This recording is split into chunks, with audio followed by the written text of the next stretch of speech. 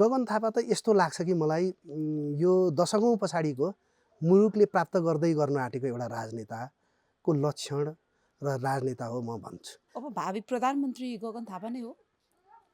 Obviously हो, हामीलाई त लाग्छ नै त्यही, किनभने उहाँसँग त्यो क्षमता त्यो तागत छ भन्ने विश्वास लिएको छ। अहिले निवर्तमान संसदमा पनि सबैभन्दा धेरै ऐन बनाउने हैन, नागरिकका मुद्दा उठाउने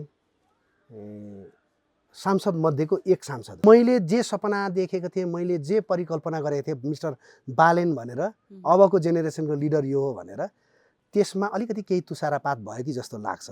यो पपुलरिजमको बाटोमा मात्रै हिँड्न खोज्नु भएको हो कि भन्ने पनि देखिन्छ। हर्क साम्पाङलाई म एक प्रकारको इमान्दार नेताको रूपमा ठान्दछु। अब केही कुराहरू यदाकुदा कुरा त कसैले कुरा त उठ्छ, मान्छेका सामान्य कमी कमजोरी त हुन्छ। मुलुक बनाउनको लागि अरूको भर गरेर मात्रै हुँदैन, आफ्नो श्रम पनि जोडिनुपर्छ भन्ने जुन सिद्धान्त, एउटा सिद्धान्त छ, त्यो सिद्धान्त चाहिँ साझा रूपमा मुलुकले लिनुपर्छ। काङ्ग्रेसले पनि लिनुपर्छ, एमाले भन्ने, एबिसी सबैले लिनुपर्छ भन्ने म मान्यता राख्ने मान्छे। यो जिल्लाले निरन्तर छोटो समयमा उल्लेख्य उपलब्धि र प्राप्ति गर्छ, विकास गर्छ भन्ने मैले आफूले विश्वास लिएको छु। अहिले भएका उम्मेदवारहरूमध्ये यो जिल्लामा मेरो कन्ट्रिब्युसन अलिक धेरै छ भन्ने मलाई आफूले लागेको छ। अरूको भन्दा धेरै छ भन्ने लाग्छ। हामी नयाँ भएर आएका छौँ, हाम्रो नेतृत्वहरू नयाँ हुनुहुन्छ, अधिकांश म्याक्सिमम नयाँ उम्मेदवार हुनुहुन्छ, त्यस कारणले हामीलाई मत दिनुहोस्।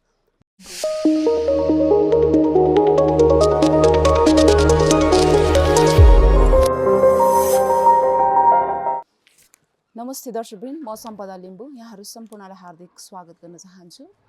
फागुन 21 गते हुन गइरहेको प्रतिनिधि सभा निर्वाचनको चहल पहल देशैभर बढेको छ र हामी यसै क्रममा चाहिँ विभिन्न पूर्वका विभिन्न जिल्लाहरूमा पुगेर त्यहाँका उम्मेदवारहरू र त्यहाँका नागरिकहरूसँग निर्वाचन सम्बन्धी नै कुराकानी गरिरहेका छौँ र आज चाहिँ हामी तेह्रथुम जिल्लामा आइपुगेका छौँ र हामी कुराकानी गर्दैछौँ नेपाली कङ्ग्रेस तर्फबाट प्रत्यक्ष उम्मेदवार सन्तोष सुब्बा र उहाँ चाहिँ नेपाली कङ्ग्रेस तेह्रथुमका पूर्व पार्टी सचिव र त्यस्तै गरिकन महासमितिका सदस्य पनि हुनुहुन्छ। उहाँ एक कृषि व्यवसायी पनि हुनुहुन्छ। उहाँको उम्मेदवारी किन र के को लागि यसै विषयमा हामी कुराकानी गर्नेछौँ। म उहाँलाई स्वागत गर्न चाहन्छु। नमस्ते, स्वागत छ यहाँलाई। नमस्कार, धन्यवाद। हजुर, अब यहाँको उम्मेदवारी रहेको छ, यसको लागि यहाँलाई बधाई तथा शुभकामना। धन्यवाद। कस्तो महसुस भइरहेको छ? कति चुनौती महसुस गरिरहनु भएको छ? के छ मनमा अहिले? उम्मेदवारी भएको यो क्षण अलिक उत्साहित पनि छु र अत्यन्तै खुसी पनि छु, किनभने अहिले बदलिँदो राजनीतिक परिवेशको नेतृत्व क्षेत्रगत रूपमा पनि र मुलुकमै पनि गरौँ भन्ने एउटा हुटहुटीले मलाई उत्साहित बनाइरहेको अवस्था छ। तपाईँ तेह्रथुममै जन्मिनुभयो र यहीँ नै आफ्नो जीवनयापन गरिरहनु भएको छ? म तेह्रथुममै जन्मिएँ होइन। मेरो जन्मिए पछाडि म 5-6 कक्षादेखि चाहिँ विराटनगर गएर अध्ययन गरेँ।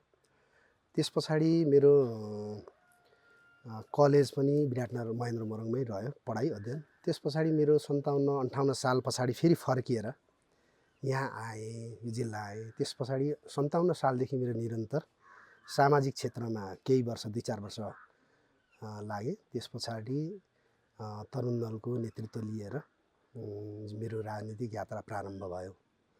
हजुर, राजनीतिमा के कुराले आकर्षण गर्यो तपाईँलाई? मलाई एउटा कुरा चाहिँ कस्तो लाग्छ भने कहिले कहिले आफूलाई यसो घोत्लिएर हेर्दाखेरि यो मान्छेको स्वभावहरू बाई बर्थ एउटा जन्मसिद्ध आएको गुणहरू हो कि भन्ने पनि लाग्छ आफूलाई। तर सँगसँगै के हो भने मैले त्यो परिवेश चाहिँ प्राप्त गरेँ, राजनीतिक परिवेश चाहिँ विराटनगरमा। जब म 2052 सालमा महेन्द्र मोरङमा मैले प्रारम्भिक त्यहाँ कलेजमा मैले भर्ना गरेर सुरु गरेँ, त्यहाँ नेभी सङ्घको साथीहरू, दाइहरू र समाज नै भनौँ न, त्यहाँ डेरामा बस्थेँ। त्यो परिवेश नै त्यहाँ अलिक राजनीतिक परिवेश थियो। त्यसमा पनि वरिपरि त्यो विराटनगरको एरिया चाहिँ नेपाली कङ्ग्रेसको एकदमै प्रतिष्ठित व्यक्तित्वहरू होइन सम्मानित नेताहरू हुनुहुन्थ्यो। त्यो माहौलले मलाई अलिकति प्रभावित पारेको आज मलाई चाहिँ त्यो फिल गर्छु म। अब जेएनजी आन्दोलन पछाडि चाहिँ राजनीतिक हिसाबले धेरै कुराहरू परिवर्तन भए होइन, पार्टीहरू फुटे, कति जुटे, कतिले एकता गरेका छन् होइन। योभन्दा अगाडि पनि तपाईँ प्रदेशमा तपाईँको उम्मेदवारी थियो होइन, र त्यतिखेरको उम्मेदवारी र अहिलेको उम्मेदवारीमा यो जेएनजी आन्दोलनले पारेको प्रभाव अथवा परिवर्तनहरू चाहिँ के महसुस गर्नुभएको छ? होइन, टोटल्ली मैले फरक पाएको छु। त्यतिखेर 79 सालमा मैले जुन प्रदेशको उम्मेदवारी मैले प्राप्त गरेँ, प्रदेश क्षेत्र क को, त्यतिखेर नयाँ पहिलोचोटि मैले चुनावमा मैले चुनाव लडेको, अनि अनुभव पनि नयाँ। अनि त्यो भोगाई, त्यो त्यतिखेरको हार होइन, पराजित होइन अवस्थाले मलाई जीवनमा 20-22 वर्ष राजनीतिक यात्रामा सबैभन्दा ठुलो शिक्षा त्यो हारले मलाई दिएको छ। त्यस कारणले गर्दाखेरि त्यो हार पनि एकदमै मेरो लागि प्रिय छ। त्यसको आधार त्यसकै जगमा निरन्तर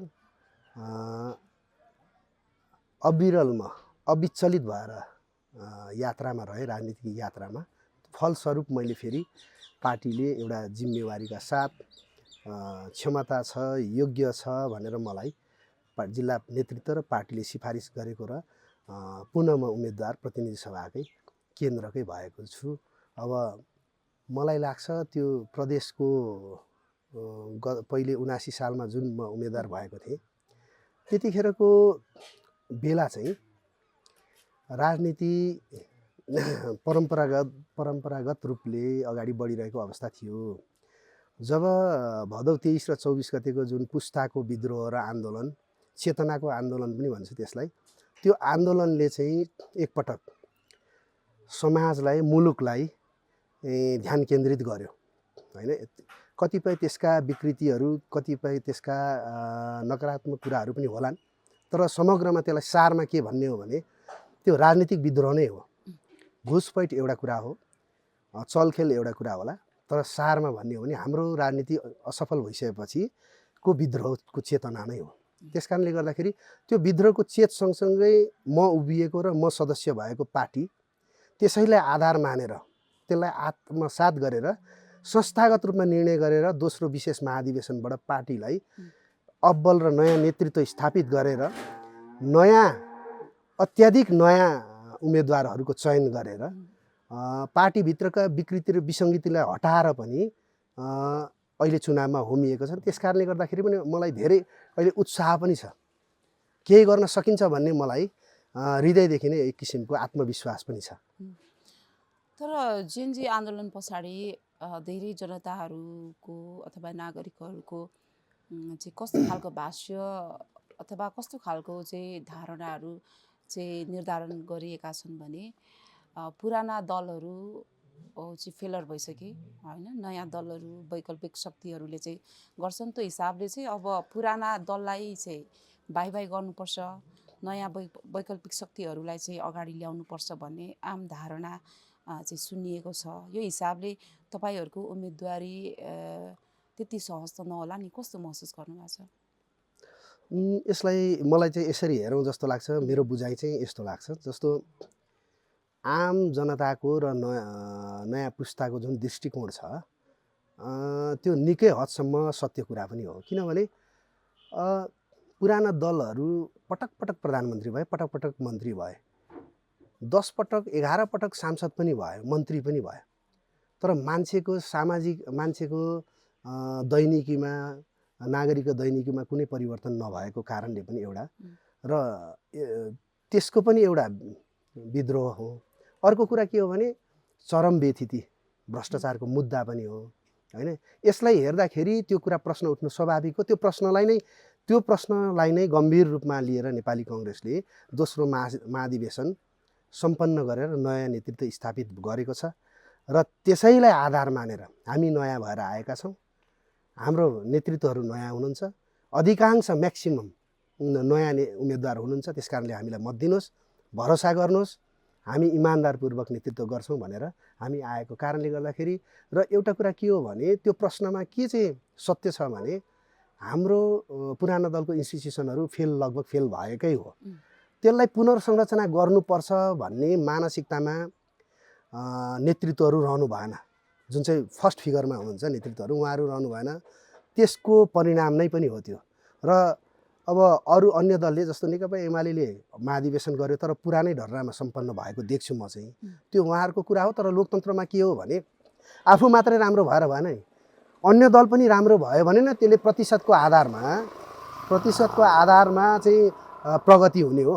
त्यस कारणले गर्दाखेरि नेपाली काङ्ग्रेस चाहिँ दोस्रो महाधिवेशनबाट त्यही कुरालाई मनन गरेर जनताले उठाएको नयाँ पुस्ताले उठाएको कुरालाई नै मनन गरेर ठिकठाक भएर पार्टीलाई सतर्क बनाएर नयाँ स्थापित भएर अब हामी योग्य छौँ, हामी नयाँ भयौँ भनेर नै गर्वका साथ र एउटा इतिहासलाई निरन्तरता दिएर लामो समयको हाम्रो यो मुलुक बनाउने योगदान दिएको पार्टीलाई अझ संस्थागत रूपमा बलियो बनाएर आएका छौँ। त्यस कारणले गर्दाखेरि गर्व लाग्छ हामीलाई चाहिँ। हजुर, अब वैकल्पिक शक्ति अथवा नयाँ शक्तिमा त नयाँ अनुहारहरू आएका छन् हैन? त्यो हिसाबले उनीहरूले त काम गरेर देखाउनु बाँकी नै छ। यदि जनताहरूले विश्वास गरेर उनीहरूलाई ठाउँमा पुर्यायो भने उनीहरूले काम गर्छन् गर्दैनन् त्यो पछि भविष्यको कुरा हो। तर तपाईँहरू लामो समयदेखि चाहिँ पार्टीमा रहेर चाहिँ देशको अथवा आफ्नो जिल्लाको पनि सेवा गर्दै आइरहनु भएको छ। अब यहाँका तेह्रथुमे जनताहरूले तपाईँलाई जिताउनु पर्ने, तपाईँले विगतमा गरेका त्यस्ता राम्रा कामहरू के छन् त्यसको केही पोइन्टहरू बताइदिनुहोस् न। यस्तो छ, अब त्यो कार्यकारी ठाउँमा त पुगेको छैन। तर के हो भने एउटा संस्थागत रूपमा प्रदेशको उम्मेदवार भएर धेरै ठाउँमा हामीले बाचा गरियो जनतासँग, मतदातासँग। तर सँगसँगै के हो भने सङ्घमा पनि हाम्रो उम्मेदवार आदरणीय नेत्री सीता गुरुङ हुनुहुन्थ्यो। तर एउटा आधी असफलता आधी सफलता भने जस्तै प्रदेशमा हार्दै गर्दा पनि सङ्घ जितियो।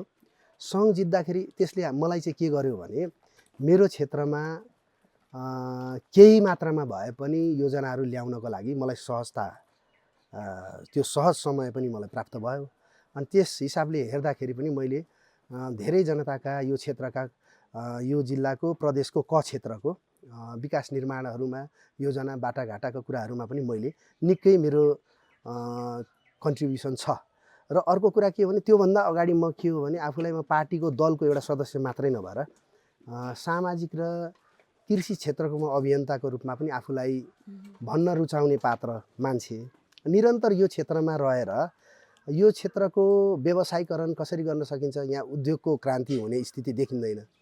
अनि यो क्षेत्रको भूगोललाई नै, यहाँको भएको चल अचल सम्पत्तिलाई नै कसरी परिचालित गर्ने भन्ने जहिले तहिले म कल्पनामा रहने मान्छे। अनि कृषि क्षेत्रमा व्यवसाय कसरी गर्ने भनेर पनि लागिरहेको मान्छे। त्यसको निरन्तरता होइन, धेरैवटा मैले प्रयासहरू गरेका छु। अहिले पनि कृषि व्यावसायिक एउटा संस्थाहरू फार्महरू चलाएर बसेको मान्छे। त्यस कारणले गर्दाखेरि मैले यो समाजलाई मैले मात्रै नै, म पनि त्यहीँ बाँच्छु र यो समाजले सिकोस् भन्ने पनि उद्देश्यका साथ त्यो व्यवसायलाई पनि मैले अँगाल्दै मैले राजनीतिक यात्रालाई यहाँसम्म ल्याइ पुर्याएको छु। अब अहिले तपाईँले देख्नुभएको ठुला ठुला समस्याहरू त तपाईँको जिल्लाको भनौँ तेह्रथुम जिल्लाको मुख्य समस्याहरू के छन्? मुख्य समस्या चाहिँ कस्तो छ भने जस्तो तेह्रथुम जिल्लाको जनसङ्ख्या, मतदाता जनसङ्ख्या घट्दो क्रममा छ। त्यो भनेको यहाँबाट बसाइ सरिरहेको माइग्रेसन छ। माइग्रेसन हुने समस्या के हो भने विगतको नेतृत्वहरूले केही योगदान त दिनु भएन म भन्दिनँ होइन। तर 46 साल जुन बेला बहुदलीय व्यवस्था आयो, लोकतन्त्र आयो, त्यतिखेर यो जिल्लाको मतदाता र यो जिल्लाको जनताले जसलाई अनुमोदित गरेर विजयी बनाएर पठाउनु भयो त्यो दलका नेतृत्वहरू, त्यो दल लगभग यो जिल्लाको लागि चाहिँ असफल नै हुनुहुन्छ उहाँहरू होइन। म्याक्सिमम रूपमा चाहिँ केही आंशिक उहाँहरूको कन्ट्रिब्युसन छ। तर 2064 सालमा एकपटक काङ्ग्रेसले जित्यो यो जिल्लामा, 50 वर्ष पछाडिको काङ्ग्रेसले जितेको क्षण। तर 2064 सालमा मुलुकभरि काङ्ग्रेस हार्यो। हार्दै गर्दा के भयो भन्दा त्यो सत्तामा पुग्ने ठाउँ बन्द भयो। त्यस कारणले गर्दाखेरि त्यहाँ पनि आंशिक सफलता मात्रै मिलेर त्यति केही गर्न सकिएन। त्यस पछाडि फेरि लामो समय पछाडि 79 सालमा जुन म उठेको बेला प्रदेश हार्दै गर्दाखेरि पनि सङ्घ जित्न सफल भयो काङ्ग्रेसले। त्यतिखेर नेत्री आदरणीय सीता गुरुङ सहरी विकास मन्त्रालय हुनुहुन्थ्यो। उहाँको कार्यकाल 12-13 महिनाभित्रमा 46 सालदेखि अहिलेसम्म आएको त्यति धेरै दशक बिच कङ्ग्रेसको नेतृत्वमा सबैभन्दा ठुलो बजेट भित्रिएको छ।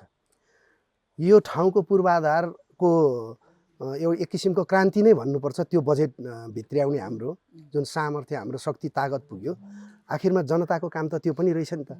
विकास निर्माणका कुराहरू पनि रहेछन्। सांसदको काम त ऐन बनाउने र विधि बनाउने मात्रै होइन रहेछ, होइन। नागरिकका समसामयिक कुराहरू पनि, त्यसका स्वास्थ्यका कुरा, शिक्षाका कुरा, कृषिका कुरा, व्यवसायका कुरा, रोजगारका कुरा पनि आउँछन्। अनि त्यस कारणले गर्दाखेरि पनि अबको 82 यो फागुन 21 को निर्वाचनले पनि त्यसको निरन्तरता पायो भने यो जिल्लाले निरन्तर छोटो गतिमा, छोटो समयमा उल्लेख्य उपलब्धि र प्राप्ति गर्छ, विकास गर्छ भन्ने मैले आफूले विश्वास लिएको छु। र नेपाली काङ्ग्रेसले तेह्रथुमबाट मलाई जिताएर पठाउनु भयो भने यहाँका मतदाता नागरिकले उहाँहरूलाई त्यो भरोसा पनि गर्न म आग्रह गर्छु तपाईँको यो टेलिभिजन मार्फत कि त्यसको निरन्तरता, हिजोको बजेटको निरन्तरता पनि र यहाँ छुटेका कुराहरू, जस्तो यहाँ सबैभन्दा ठुलो समस्या माइग्रेसनको व्यवस्था भनेको के हो भने मान्छेलाई सामान्य बेसिक हामीले दिन सक्ने सुविधा पनि दिन सकेको छैन यहाँ जिल्लामा। स्वास्थ्यको कुरा होला, हस्पिटालिटीको कुरा होला, एजुकेसनको कुरा होला, शैक्षिक क्षेत्रमा यहाँको क्वालिटीको कुरा होला, होइन। अनि कृषिलाई व्यवसायीकरण गर्ने, आधुनिकीकरण गर्ने छ, होइन। त्यो सवालका मुद्दाहरू छन्। ती सबैलाई संस्थागत रूपमा कसरी लाने, कसरी समेट्ने भन्ने कुरा छ। र माइग्रेसनलाई रोक्ने केही मोडेलहरू छन्। जस्तो यो म रहेको चाहिँ म्याङ्ग्लोर नगरपालिका सदरमुकाम, यो जिल्लाको सदरमुकामको सबैभन्दा दर्दनाक एकदमै यहाँको चाहिँ भविष्य नभएको अवस्था छ। लगभग यो मृत सहर भन्दा पनि हुने अवस्था छ। यसलाई चलायमान बनाउने एउटा मोडेल कन्सेप्ट लिएको छु। अब त्यसलाई साकार पार्नको लागि पनि एकपटक म निर्वाचित भएँ भने यो ठाउँको भविष्य बनाउने कुरामा अहोरात्र खटेर म त्यसलाई सार्थक परिणाम दिन्छु भन्ने मैले विश्वास पनि लिएको छु। जस्तो पुरानो दलहरूको प्रवृत्ति हेर्ने हो भने र नागरिकहरूको गुनासो सुन्ने हो भने पनि जसले बाचा गर्छन्, होइन, र यो गर्छु त्यो गर्छु भनेर बाचा गर्छन् तर जितेपछि फर्केर पनि आउँदैनन् भन्ने खालको त्यो खालको चाहिँ दिमागमा त्यो खालको धारणा कन्सेप्ट छ त्यो साँचो कुरा पनि हो र त्यो नागरिकको मनमा त्यो कुरा पनि बसेको छ, होइन। अब यसलाई तपाईँले कसरी चिर्न सक्नुहुन्छ? किनभने पुरानो दलको प्रवृत्ति त त्यही हो नि त। एकदम होइन, तर म एउटा दुईवटा म छोटो समयमा छोटो कुरा मलाई लागेको कुरा चाहिँ कि म कहाँ छु भने नेपाली काङ्ग्रेसको एउटा सदस्य उम्मेदवार छु। मेरो पार्टीमा मेरो नेतृत्व कसले गर्दै हुनुहुन्छ भने आदरणीय सभापति गगन कुमार थापाले। गगन कुमार थापा निवर्तमान सांसद प्रतिनिधि सभाको सांसद सदस्य पनि हुनुहुन्थ्यो। विगत त्योभन्दा अगाडि पनि संसद हुनुहुन्थ्यो, होइन। उहाँ 64 सालदेखि होला, 64 सालमै समानुपातिक सांसद हुनुहुन्थ्यो जस्तो लाग्छ। ठ्याक्कै मैले अहिले गर्न सकिनँ। उहाँले निरन्तर गर्दै आउनुभएको र संसदमा उहाँको भूमिकालाई खोज्ने हो भने अहिले निवर्तमान संसदमा पनि सबैभन्दा धेरै ऐन बनाउने, होइन, नागरिकका मुद्दा उठाउने सांसद मध्येको एक सांसद हो। त्यस कारणले गर्दाखेरि जतिखेर पनि गम्भीर हुनुहुन्छ उहाँ, नागरिकको समस्याप्रति पनि गम्भीर हुनुहुन्छ। यसलाई यसरी हेर्नुपर्छ जस्तो लाग्छ, किनभने संसदको त्यो रेकर्डै हेरौँ जस्तो पनि लाग्छ। कुन सांसदको कति भूमिका रह्यो यो मुलुकको नीति निर्माण गर्नुपर्ने कुरामा, संशोधन गर्नुपर्ने कुरामा, समस्याको बहस गर्ने कुरामा र त्यसलाई निर्णायक ऐन बनाउने कुरामै उहाँ अब्बल हुनुहुन्छ जस्तो लाग्छ। त्यो पार्टीको, त्यो दलको, त्यो सभापतिको म एउटा कार्यकर्ता र सांसदको उम्मेदवार। त्यस कारणले गर्दाखेरि पार्टीभित्र एउटा सम्भावना हामीले पनि सृजना गरेका छौँ। त्यसलाई मुलुकलाई नै दिने गरेको, मुलुकै बदल्ने गरी स्थापित गर्छौँ भनेर हामी अभियानको रूपमा जुटेका छौँ र भरोसा गर्नको लागि पनि म आग्रह गर्छु।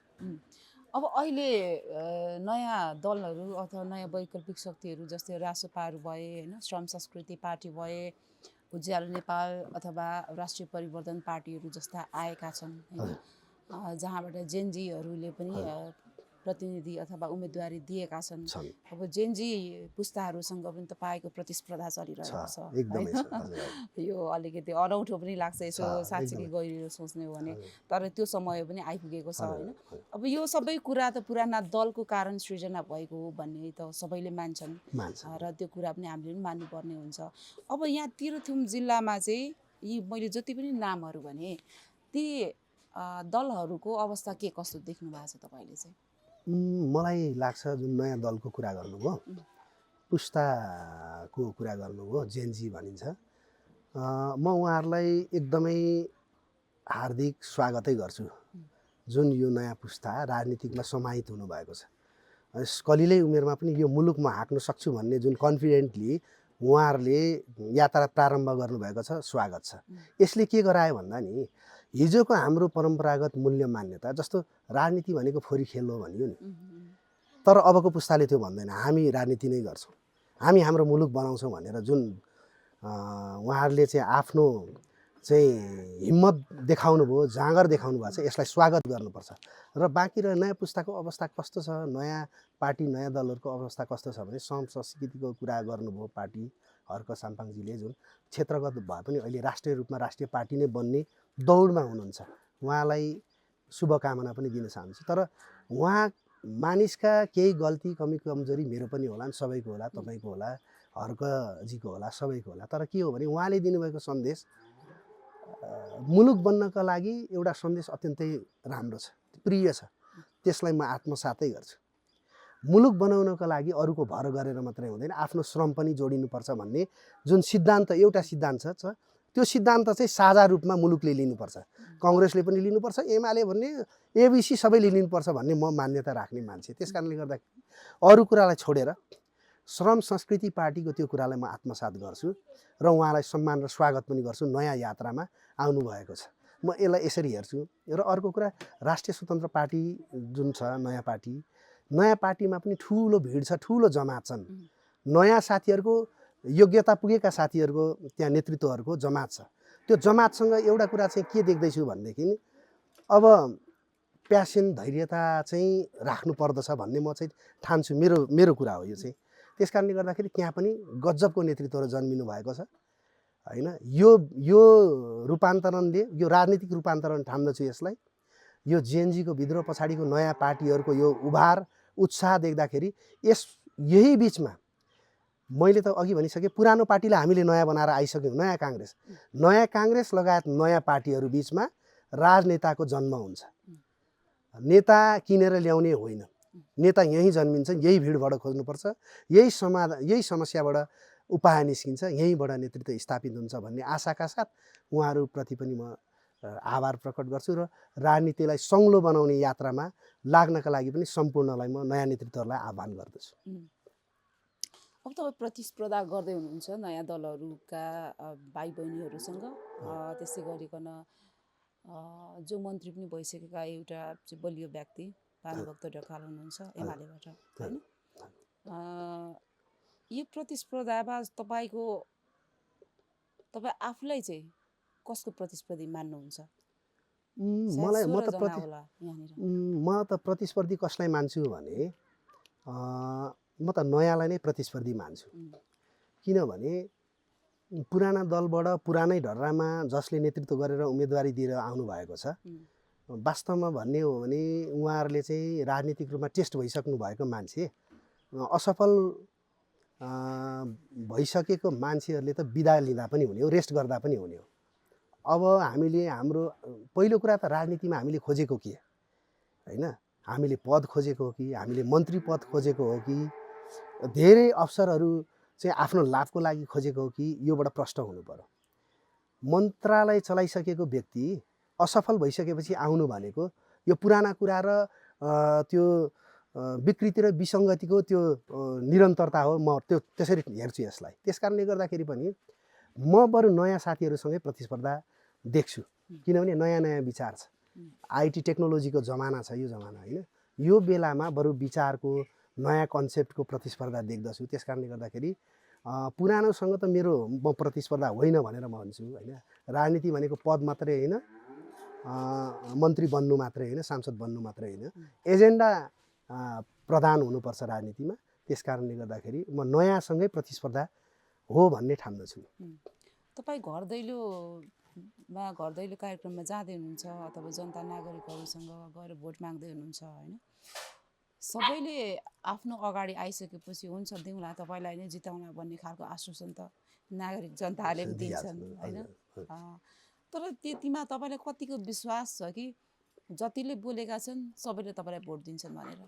छ यो हाम्रो परम्परागत एउटा हाम्रो संस्थाहरू छ, पार्टी दल छ, भातृ संस्थाहरू छ, हाम्रो इन्स्टिट्युसनहरू छ नि जुन विङ्सहरू छ, यसले पनि यसलाई अलिकति ह्यान्डल गर्छ होइन।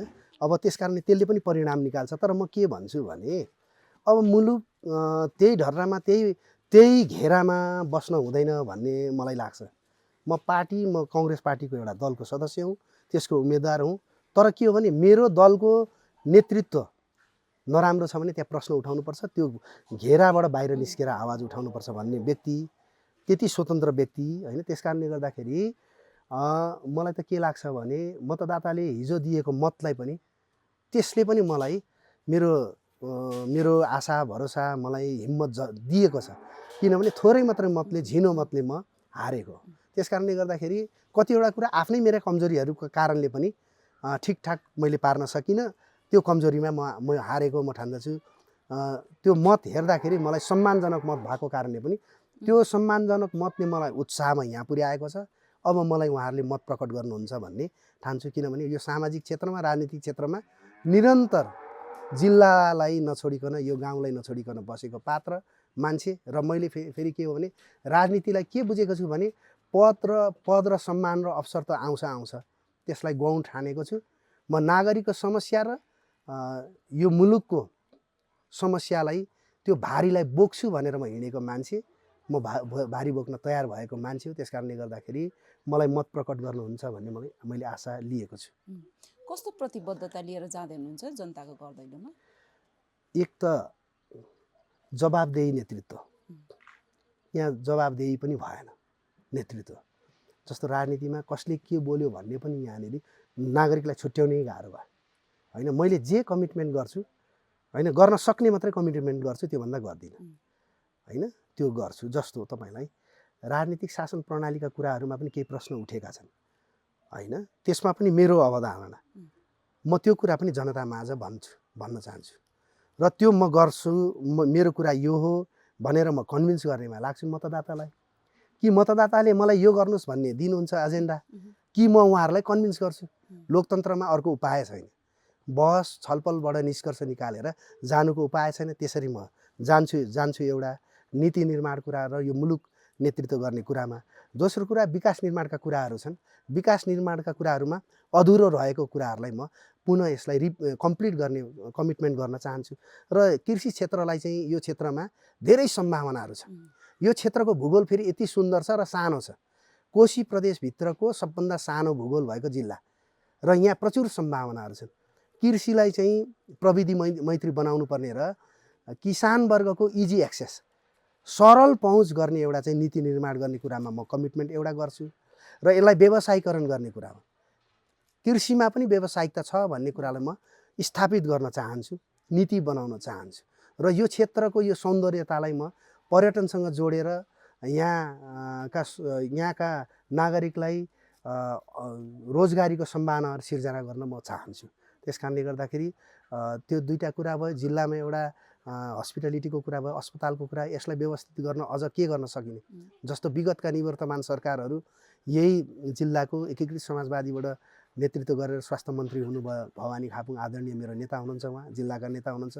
श्रद्धेय दाइले नीतिगत रूपमा निर्णय गर्नुभयो, एउटा अस्पतालको लागि योजना छुट्याउनु भयो, बजेट छुट्याउनु भयो। तर उहाँ दुर्भाग्यवश 9 महिनामा सरकार विघटन भयो, बाहिरिनु भयो।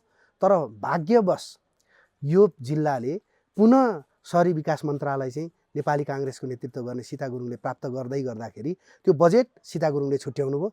आज त्यो साकार भएको छ त्यो भवन। त्यसलाई अब त्यसको संरचना तयार भयो। अब त्यसलाई रन गराउने जिम्मा हाम्रो नेतृत्व हो, हामी त्यो रन गराउँछौँ। र यहाँका नागरिकलाई औषधि उपचार गर्ने, सरलीकृत ढङ्गमा उपचार गर्ने र राम्रो उपचार गर्ने चाहिँ व्यवस्था हामी मिलाउँछौँ। यिनै मेरा प्रतिबद्धताहरू हुन्छन् र भरोसा आशा पनि छ मलाई दिनुहुन्छ मत दिनुहुन्छ भन्ने। अब तपाईँ आफ्नो जितको सम्भावना चाहिँ कति देख्नुहुन्छ कि मैदान खेल मैदान हो त्यहाँनिर जे पनि हुनसक्छ भन्नेमै हुनुहुन्छ कि अब जितको सम्भावना प्रचुर आफ्नो देख्नु भएको छ के छ?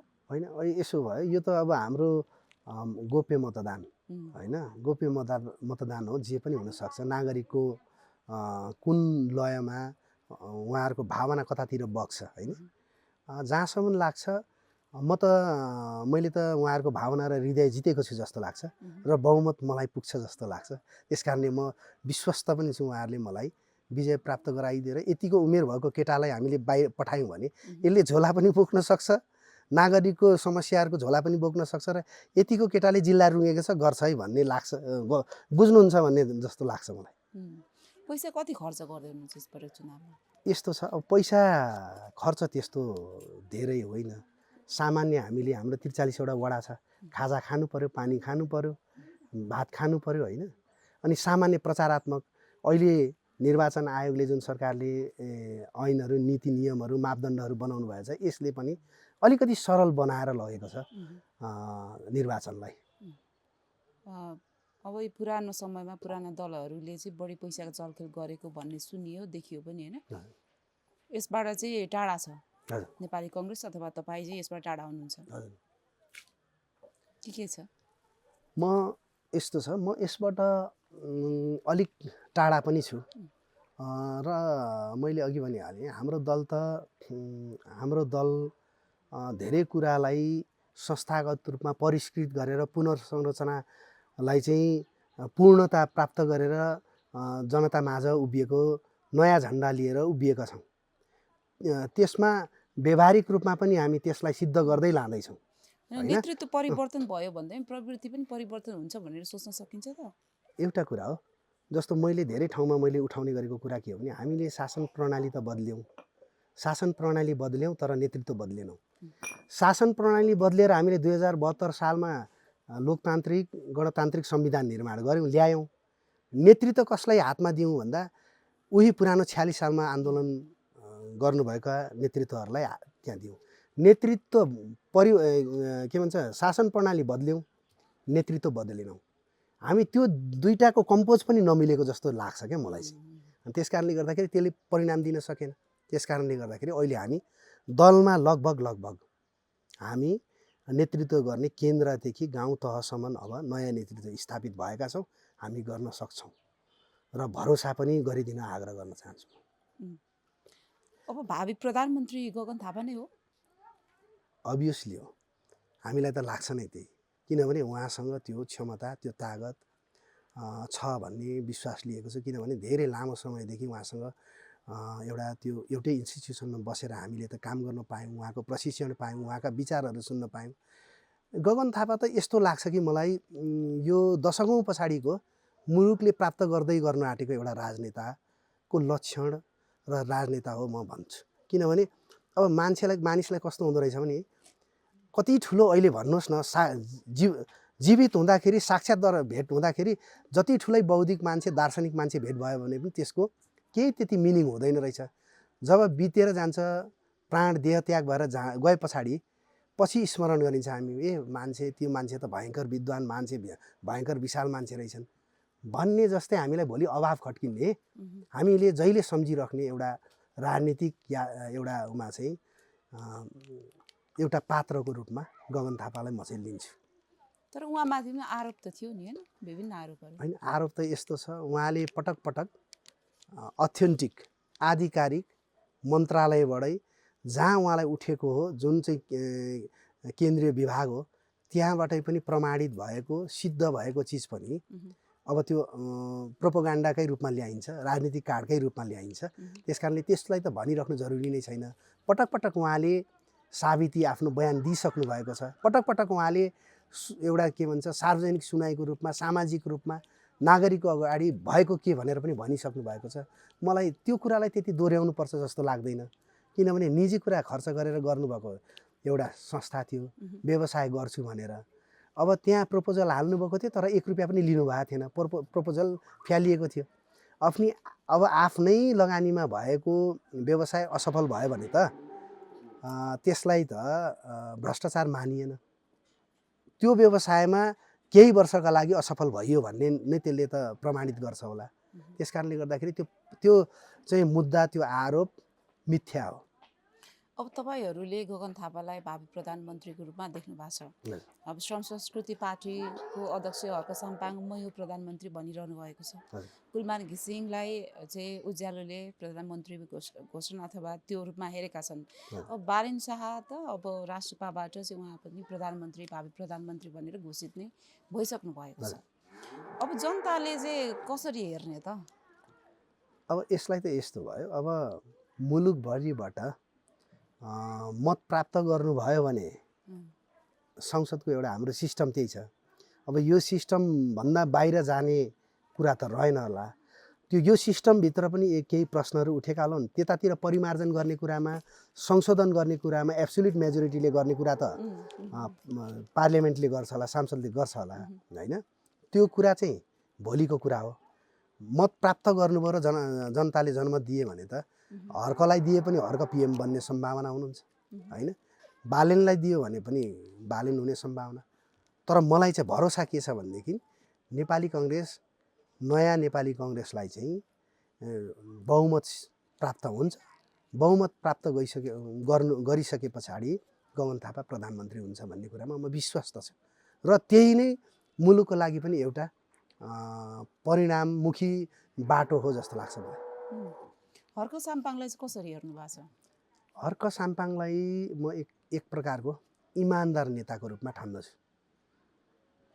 अब केही कुराहरू यदाकुदा कुरा त कसैले कुरा त उठ्छ, मान्छेका सामान्य कमी कमजोरी त हुन्छ, तर समाजलाई गर्ने योगदान, कन्ट्रिब्युसन हेर्दाखेरि उहाँसँग एउटा प्राकृतिक रूपमा अदम्य एउटा एक प्रकारको साहस जुन हुन्छ नि, जहाँ चाहिँ निस्वार्थ क्या, त्यो चाहिँ म देख्छु। म उहाँमा छ त्यो चाहिँ। बालेन शाहलाई चाहिँ कसरी हेर्नु भएको छ? म बालेन शाहलाई चाहिँ कसरी हेर्छु भने बालेन शाहको जन्म हुँदै गर्दा स्थानीय तहको निर्वाचनमा बालेन शाहको मैले लाइभ मिडियामा लाइभ हेरेँ। म एकदमै एट्र्याक्सन, पुरै आकर्षित पनि भएँ। के कारणले आकर्षित भएँ भने बालेन शाहले एउटा मुद्दा उठाउनु भयो क्या। म यो काठमाडौँ महानगरलाई म स्विजरल्यान्ड होइन, म यहाँ रेल कुदाउने होइन क्या। काठमाडौँलाई म कान्तिपुर नगर बनाउँछु। मेरै पूर्वीय, दक्षिण एसियाको पूर्वीय हाम्रो वास्तुशास्त्रलाई, हाम्रो दर्शनलाई उजागर गर्ने सिटीको रूपमा कान्तिपुर नगर स्थापित गर्छु भन्ने उहाँले फर्स्ट क्लिप मैले हेरेँ नि, त्यतिखेर यो मान्छे चाहिँ इन्जिनियर मात्रै होइन, आइडियोलोजी भएकै फिलोसोफर, एकदमै यी मान्छे चाहिँ पर्फेक्ट हुन् भन्ने मलाई लागेको थियो। एकदमै म आकर्षित, म बालेन शाहबाट भयङ्करै प्रभावित पनि भएँ। र उहाँको आर्किटेक्ट इन्जिनियरहरूको एउटा ग्रुप, उहाँहरूले त्यो मेट्रो सिटी त्यहाँनिर बनाउने, यहाँ रेलको कुरा बढी चर्चा गर्यो। काङ्ग्रेस, एमाले, माओवादी सबैले रेल ल्याउने, स्विजरल्यान्ड बनाउने। तर उहाँले आफ्नो तर्क दिइसकेपछि काङ्ग्रेस, एमाले, माओवादीको त्यो घोषणापत्रहरू सबैले फेल खायो। त्यहाँ त्यो रेल पनि हुँदैन रहेछ। उहाँहरूले एउटा प्रतिवेदन तयार गर्नुभयो, मोनो सकपवाला रेलको सम्भावना छ, तर त्यसले डिस्ट्रोय गर्छ। के डिस्ट्रोय गर्छ भन्दा त्यो पुरानो संरचना त्यहाँ जहाँ चाहिँ ढुङ्गेधाराहरू, सुनधाराहरू भएको अहिले पनि संरचनाहरू छ, त्यो चेनेजहरूबाट आउने त्यो त्यहाँको प्राकृतिक रूपमा उम्रिने पानीहरूको चेनहरू, नालीहरू सबै ध्वस्त हुन्छ। त्यस कारणले गर्दाखेरि धेरै कुरा ध्वस्त भएर एउटा चिज बन्छ। त्यतातिर नजाउँ, हाम्रै आर्किटेक्ट, हाम्रै वास्तुविज्ञानलाई उजागर गरौँ। संसार नै हेर्न आउने गरेको गार्डन जस्तो एउटा चाहिँ कान्तिपुर नगर स्थापित गर्छु भन्नुभयो। तर केही वर्ष, केही 2-3 वर्ष बिते पछाडि त्यो चिजमा अलिकति प्रश्न चिन्हहरू उठ्न थाले। अब केही दशक पछाडि त बालेनलाई प्रश्न गर्न थाल्नुहुन्छ नागरिकहरूले। जो कन्भिन्स हुनुहुन्थ्यो ती मतदाता र नागरिकले प्रश्न गर्न थाल्नुहुन्छ। के हो भने एउटा कुरा चाहिँ के हो भने विगतको महानगरको मेयरभन्दा केही फरक त गर्नुभएको छ, तर 18-20 मात्रै गर्नुभएको छ। त्यो चाहिँ एउटै कुराको तथ्याङ्कले पनि उजागर गर्छ। बजेट प्रवाह गर्ने कुरामा पनि हिजोकै जस्तो छ, केही मात्रै 1-2%, 2-4% मात्रै उहाँले जित्नु भएको छ। र उहाँले पुरानो कान्तिपुर नगर बनाउँछु भनेको कुराहरूमा कङ्क्रिटको सहरको निरन्तरता पनि हो कि भन्ने कुरा त्यहाँनिर देखिसकेछ। त्यसो भइसकेपछि त उहाँको मुद्दा एकातिर र व्यवहार एकातिर भयो भने त प्रश्न उठाउँछन् नै नागरिकले, होइन। त्यो कुनै दिन उठाउँछन्, त्यो पर्खियो भयो होइन। र मैले जे सपना देखेको थिएँ, मैले जे परिकल्पना गरेको थिएँ मिस्टर बालेन भनेर, अबको जेनेरेसनको लिडर यो हो भनेर, त्यसमा अलिकति केही तुषारपात भयो कि जस्तो लाग्छ। र अर्को कुरा के हो भने उहाँले एउटा कुरा चाहिँ, तर त्यो चाहिँ मान्छेको आफ्नो आफ्नो स्वभावजन्य कुरा हो भनिन्छ। तर लोकतन्त्रमा स्वभावजन्य कुरा भनेर छुट पाइने छैन। लोकतन्त्रमा जहिले सदाबहार पारदर्शिताको कुरा आउँछ होइन। उहाँले नागरिकसँग, पिपुलसँग गर्ने डायलगमा पनि एकदमै साइलेन्ट, उहाँ धेरै बोल्नुहुन्न, उहाँको स्वभाव रहेछ होइन। अनि एक प्रकारको उहाँको एक किसिमको त्यो यो पपुलरिजमको बाटोमा मात्रै हिँड्न खोज्नु भएको हो कि भन्ने पनि देखिन्छ।